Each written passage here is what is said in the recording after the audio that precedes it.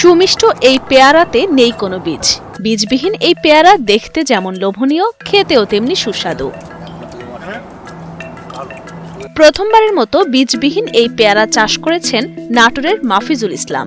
গুণগত মান ও সুমিষ্ট স্বাদের জন্য তার চাষ করা পেয়ারা স্থানীয়দের কাছে পেয়েছে বেশ জনপ্রিয়তা। আমার নাম মোহাম্মদ মাফিজুল ইসলাম। আমি এই সিডলেস পেয়ারার বাগান করি। এই সিডলেসটা বাণিজ্যিকভাবে উদ্যোক্তার জন্য খুবই একটা অর্থকারী ফসল। এটা উদ্যোক্তাদের জন্য খুবই ভালো। এটা আমি সর্বপ্রথম রাঙামাটি কৃষি গবেষণা কেন্দ্র থেকে 100 পিস চারা দিয়ে আমি সংগ্রহণ করি। এই পেয়ারাটা ভালো হওয়ার পরে এবং মার্কেট ভালো পাওয়ার কারণে আমি এটা বৃহৎ আকারে পরবর্তীতে আমি চাষ করতেছি। বর্তমানে প্রায় 4 বিঘার উপরে আমার এই সিডলেসের বাগান করা আছে। মাস্টার্স পাশ করার পর চাকরি না পেয়ে কৃষি খামার গড়ে তোলার উদ্যোগ নেন মাফিজুল।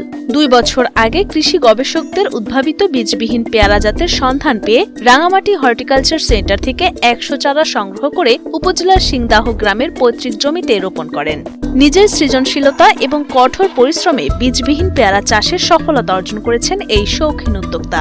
বর্তমানে পেয়ারা এবং চারা দুটোই বিক্রি করছেন তিনি। আমি একটা মাস্টার্স পাস ছেলে। আমি অ্যাকাউন্টিং এ মাস্টার্স কমপ্লিট করছি, কিন্তু চাকরির পিছনে অনেক চেষ্টা করে চাকরি যখন না পেয়ে আমি উদ্যোক্তা হওয়ার চেষ্টা করছি। এখন আমি বর্তমানে প্রথমে 56 শতক জায়গা থেকে শুরু করছি। বর্তমানে আমার 18 বিঘা রানিং চলতেছে এবং চারাও বিক্রি করতেছি। চারার ব্যাপক চাহিদা। আর এই পেয়ারাটা অন্যান্য পেয়ারার চাইতে এর আয়কালটা বেশি, 15 থেকে 20 বছর আয়কাল এই পেয়ারা গাছের, এবং এর বাজার মূল্য খুব ভালো। নাশপাতি, আপেল ও পেয়ারার সংমিশ্রণে তৈরি বাড়ি 4 জাতের এই পেয়ারা আবাদে খরচও অনেক কম। এছাড়া সম্পূর্ণ বীজবিহীন হওয়ায় বাজারে রয়েছে বেশ চাহিদা। কৃষি গবেষকদের 7 বছরের গবেষণায় উদ্ভাবিত বীজবিহীন এই পেয়ারা বাণিজ্যিকভাবে সফলতা আনবে বলে আশা করছেন জেলা কৃষি সম্প্রসারণ অধিদপ্তরের উপপরিচালক আব্দুল ওয়াদুদ। এই পেয়ারায় কোনো বীজ থাকে না, এটা বীজবিহীন পেয়ারা।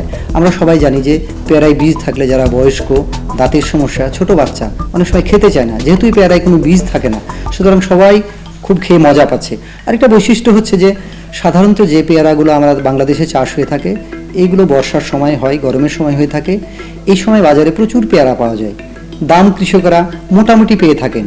আমাদের সবসময় খেয়াল করে থাকি আমরা যে কৃষকেরা যাতে ন্যায্য দাম পায়। প্রচলিত থাই পেয়ারা জাতের জীবনকাল সর্বোচ্চ 5 বছর হলেও বাড়ি 4 15 থেকে 20 বছর পর্যন্ত ফল দিতে সক্ষম। তাই এই পেয়ারা চাষ দেশব্যাপী ছড়িয়ে দেওয়ার আশা কৃষি বিভাগ সহ সংশ্লিষ্টদের। কৃষক ভাইদেরকে আমরা উদ্বুদ্ধ করতে চাচ্ছি পেয়ারা চাষের জন্য, যে এই পেয়ারাগুলো আপনারা চাষ করবেন, বাজারে সরবরাহ করবেন, আপনারা ন্যায্য দাম পাবেন এবং ভোক্তারা ন্যায্য দামে কিনে সুস্বাদু, মিষ্টি, ভালো জাতের একটা পেয়ারা ভক্ষণ করতে পারবেন।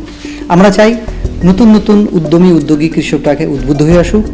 যদি কোনো সময় ঋণের প্রয়োজন লাগে, যারা ঋণ প্রদান করে থাকে, এই সমস্ত সংস্থার সাথে আমরা যোগাযোগ করব যাতে আপনারা ঋণের ব্যবস্থা তাড়াতাড়ি পেতে পারেন।